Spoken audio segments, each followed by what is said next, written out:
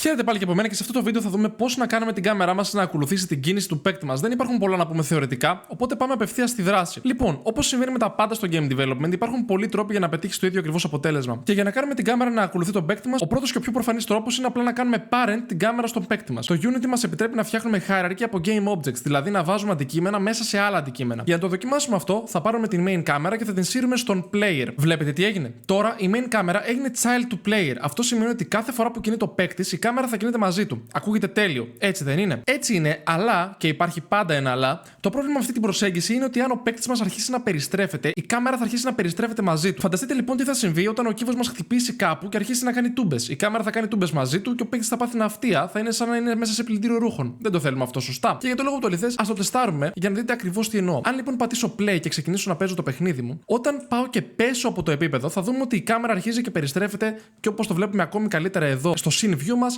η κάμερα αρχίζει και περιστρέφεται και θα είναι πολύ ζαλιστικό για τον player, ειδικά όταν θα υπάρχουν και άλλα αντικείμενα μέσα στο scene μας. Οπότε, ανταυτού, αντί για parenting, θα κάνουμε κάτι πιο έξυπνο. Θα φτιάξουμε ένα script που θα κάνει την κάμερα να ακολουθεί μόνο τη θέση του παίκτη και όχι και την περιστροφή του μαζί. Ας ξεκινήσουμε λοιπόν. Πρώτα απ' όλα θα βγάλουμε την main κάμερα από τον player μας και θα πατήσουμε Ctrl-Save για να σώσουμε το project μας. Και για να δημιουργήσουμε το script μας θα πατήσουμε κλασικά Add Component, Follow Player, Enter για Create and Add και για να το κάνουμε save μέσα στο project μας. Αφού λοιπόν το loadάρει, θα κάνουμε double click εδώ και θα μας ανοίξει το script μας στο Visual Studio της Microsoft. Πάμε λιγάκι να καθαρίσουμε το τοπίο για αρχή. Π.χ. την Void Start δεν θα τη χρειαστούμε καν, οπότε μπορούμε να τη διαγράψουμε. Και τώρα σκεφτείτε το εξής. Όπως ακριβώς κάναμε τον παίκτη μας να κινείται λίγο σε κάθε frame, έτσι θέλουμε και την κάμερα να κολλάει στη θέση του παίκτη σε κάθε frame. Γι' αυτό και θα γράψουμε τον κώδικά μας μέσα στη μέθοδο update. Δηλαδή εδώ πέρα, σε αυτές ανάμεσα τις αγγείλες. Αλλά για να μπορέσουμε να πούμε στην κάμερα πήγαινε εκεί που είναι ο παίκτης, πρέπει πρώτα να της πούμε ποιος είναι ο παίκτης. Χρειαζόμαστε ένα reference, δηλαδή μια αναφορά στον παίκτη. Έναν τρόπο ουσιαστικά να μπορεί η κάμερα μας να επικοινωνήσει με τον παίκτη και ο παίκτης να της πει πού βρίσκεται, ποια είναι η θέση του. Ο πιο εύκολος λοιπόν τρόπος να το κάνουμε αυτό είναι να φτιάξουμε μια μεταβλητή που θα αποθηκεύει αυτό το reference. Πάμε λοιπόν πάνω από την update και κάνουμε λίγο χώρο. Θα γράψουμε public ώστε να μπορούμε να το βλέπουμε μετά στον inspector μας και μέχρι τώρα έχουμε δει μόνο βασικούς data types, δηλαδή το float, το int και το string που αποθηκεύουν αριθμούς και κείμενο. Αλλά οι μεταβλητές μπορούν να αποθηκεύσουν πολύ πιο σύνθετα πράγματα. Αν πάμε και γράψουμε transform, παίρνουμε ουσιαστικά ένα link προς το component transform του παίκτη.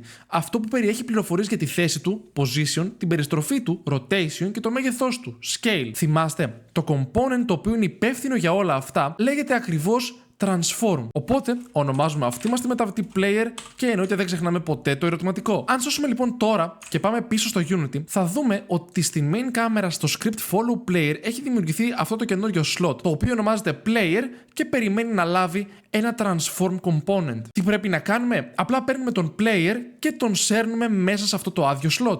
Θα κάνουμε Ctrl-Save για το project μας ξανά και έτσι απλά το script της κάμεράς μας πλέον είναι linked με το transform του player μας. Τώρα, κάθε φορά που θα γράφουμε player στον κώδικά μας, θα αναφερόμαστε σε αυτό το συγκεκριμένο αντικείμενο. Για να το τεστάρουμε λοιπόν αυτό, θα πάμε πίσω στον κώδικά μας και θα γράψουμε τον κλασικό μας φύλλο debug.log.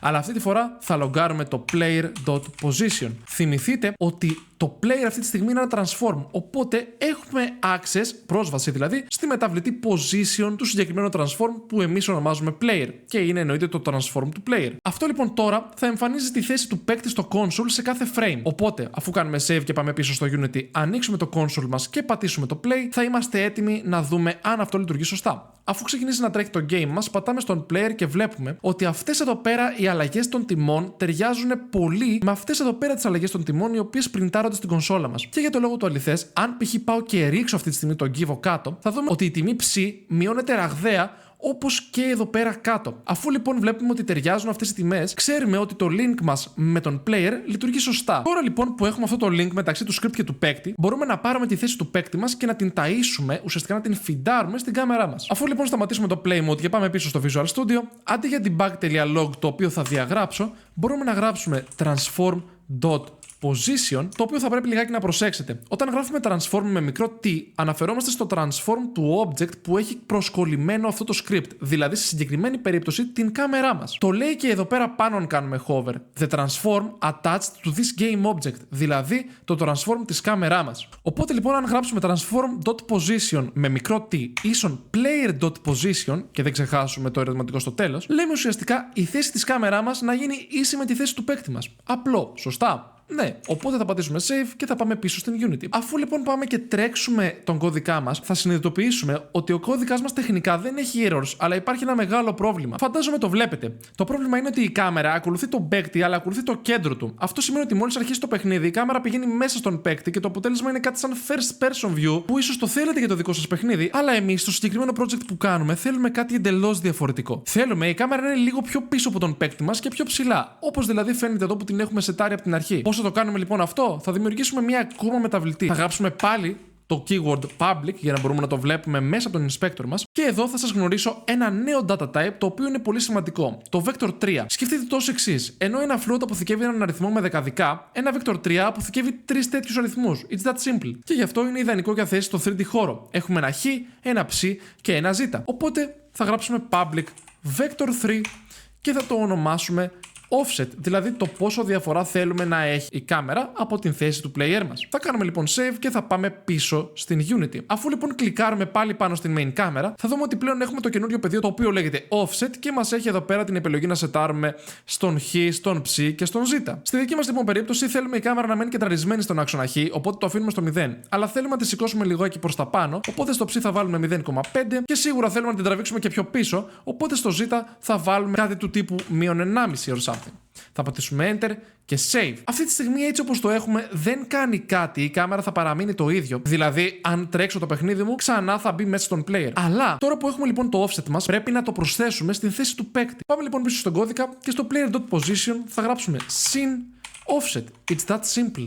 Ουσιαστικά στην θέση του player προσθέτουμε τη θέση offset που έχουμε σετάρει μέσα στον inspector της Unity. Είστε συνηθισμένοι να βλέπετε το σύμβολο sin μεταξύ δύο αριθμών, αλλά εκτός αν έχετε εμπειρία με μαθηματικά πανεπιστημιακού επίπεδου, πιθανόν δεν το έχετε δει ξανά μεταξύ δύο vectors. Πώς λοιπόν προσθέτουμε τρεις αριθμούς σε τρεις άλλους είναι λίγο περίπλοκο, αλλά let's make it simple. Αν θέλετε να μάθετε περισσότερα για το πώς λειτουργούν τα vectors, γράψτε μου κάτω στα σχόλια και ίσως κάνω κάποιο ξεχωριστό βίντεο γι' αυτό. Παρ' όλα αυτά, εν συντομία, παίρνουμε το χ του παίκτη που είναι 0 και το προσθέτουμε στο δικό μας χ offset που είναι επίσης 0, άρα παραμένει 0. Μετά παίρνουμε το ψ του παίκτη μας που ας πούμε είναι 1 και προσθέτουμε το ψ offset μας που είναι 1 και γίνεται ας πούμε 2. Και τέλος, παίρνουμε το z του παίκτη που είναι 0 και προσθέτουμε το z offset μας, το οποίο είναι -5, οπότε θα γίνει -5. Αυτό γίνεται συνεχώς καθώς ο παίκτης κινείται. Όταν ο παίκτης κινηθεί μπροστά στον άξονα z, το z του θα γίνει ας πούμε 6. Προσθέτουμε το -5 και παίρνουμε 1 για την κάμερα. Έτσι η κάμερα μένει πάντα 5 μονάδες πίσω. Θα κάνουμε λοιπόν save το script μας και θα πάμε πίσω στο project μας. Αν λοιπόν πάω τώρα και πατήσω play, θα δούμε ότι η κάμερα μας ακολουθεί τον παίκτη μας με το offset το οποίο εμείς ορίσαμε. Αλλά το πιο σημαντικό είναι ότι π.χ. αν πέσω αυτή τη στιγμή,